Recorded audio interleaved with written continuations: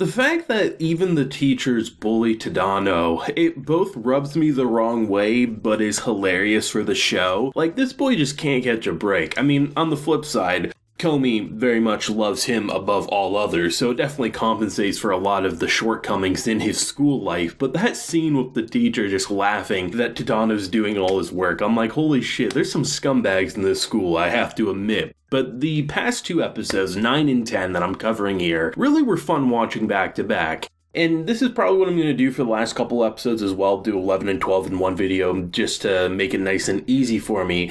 But I have to say, there was some really, really high points, and I would argue some of the highest points that this anime has seen to date within these two episodes. Now, I've seen some people say that Komi doesn't have a lot of character development, or it takes a very long time to get there. I actually had that in the last video. Someone tried and tell me that I won't see a lot of development, but then 9 and 10 came around and showed me a lot of development, I would think. It's very subtle, but it shows you more, like the exchanging of the keychains, Komi feeling jealous when seeing Tadano with another girl. All the little sweet moments that really go to show you how far their relationship has come, and of course it's going to take a bit for them to ever reach a girlfriend-boyfriend dynamic. But I think what helps with an anime adaptation of something with a lot of chapters that is basically kind of situational slice-of-life adventures is an anime studio can pick and choose chapters and condense them into an episode and make it feel like there's constantly a build-up and development that you might not necessarily see when you read in manga. Now, I haven't read the manga of Komi Can't Communicate. My fiance loves the manga, she reads it all the time.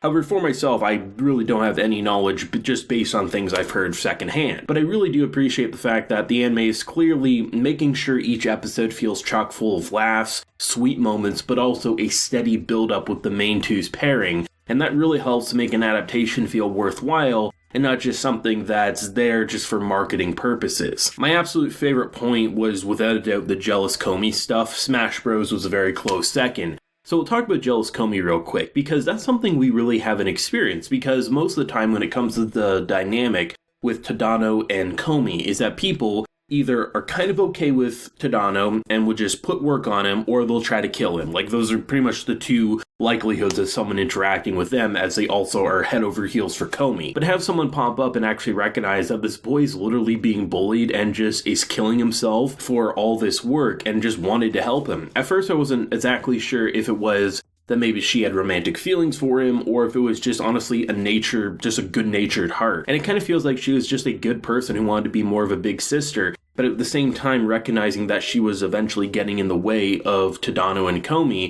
and it was very much encouraging. It didn't feel like a jealous breakup or anything like that. It was very much like, oh, I completely misjudged Komi, and I'm now really rooting for her, realizing that she isn't this cold-hearted person or someone who doesn't care. I mean, she literally thought Tadano got off on her horrible glares and things like that. But to see Komi very much sad, and it's understandable, because from the beginning of the show, it's pretty much been her and Tadano. Even when all these other characters surround her, the person that she looks forward to the most is Tadano himself. So to see him, happy and not necessarily wanting to be around her all the time, it's something that she doesn't know how to deal with, and in return gets that little bit of jealousy. But I appreciate how the story didn't overly drag that out, because the viewer knows which one both of these characters want to be with the most, especially romantically. So the fact that it was almost immediately just like, it was a fun little kind of turmoil to immediately be resolved and show how far these characters have come, and the fact that characters, can actually root for them rather than trying to push Tadano down in the dirt. When it came to Smash Bros, I mean, as a gamer myself, I absolutely loved it. I love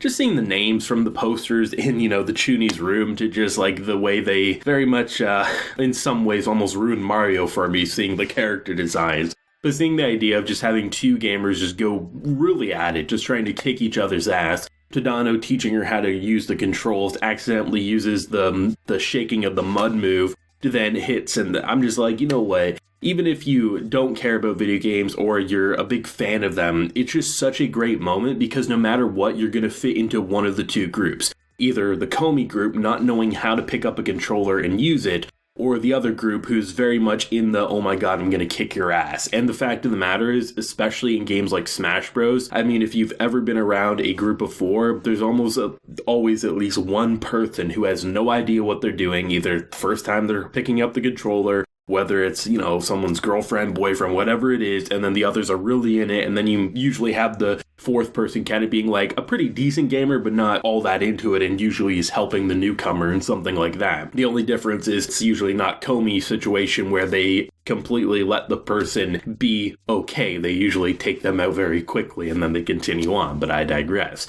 There's just a lot of really fun moments from a bunch of new characters. I like the idea of the heat competition when it came to the like almost track and field day. I mean, it very much was like they were sometimes directing it as like kind of like life and death. And the fact that Komi, despite not winning, felt proud of her achievements because she had so many people cheering her on. My favorite point in that point in the episode was actually when she encouraged Tadano and was saying, like, do your best. Even though she wasn't necessarily saying it all that loud, the fact that she was saying it and he could read her lips, it was such a nice moment for sure. And even just like the subway, like they literally, I just love seeing the real world restaurants and locations be renamed for copyright reasons for the go to Subway to get. I just can't understand. Like, I mean, the way Komi is used as a slave sometimes, and just every time coming back, doing her absolute damnedest to, you know, pick up the specialty drink or the specialty sandwich, and getting criticized to then immediately recognizing your own shortcomings is always comedy gold. I think this is what I like about the anime about Komi so much, is that each of the little sections of the episode, they're usually broken up into 3 to 4 points in the episode, sometimes a bit more if they have like very quick situational occurrences.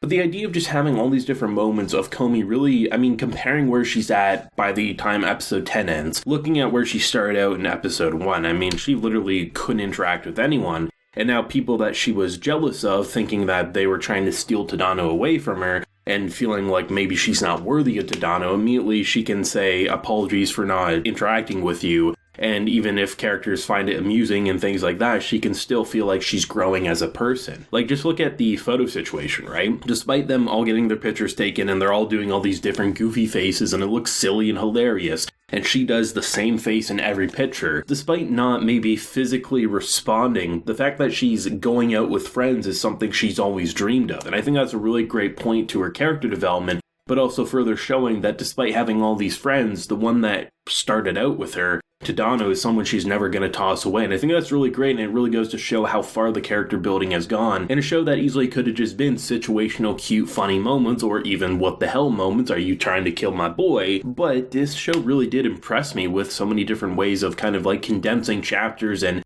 situations into something that feels meaty in development, but still meaty in that hilarious and kind of slice of life adventure. But I love the show. I'm really excited to see how the last couple episodes will wrap up. Most likely, the last video will come out a little sooner than what you're typically used to, as I typically release these on Fridays, but with the subtitle group that I use for it, they typically come out on a Saturday or Sunday, so I'm thinking probably like maybe the Wednesday after Christmas most likely is when you'll see this video. But anyway, we'll kick it off here and we'll see what happens in the last couple. But let me know your thoughts, feelings down below. Leave a like if you enjoyed, and subscribe if you're new around here. So until next time, everyone, please take care and have a good one.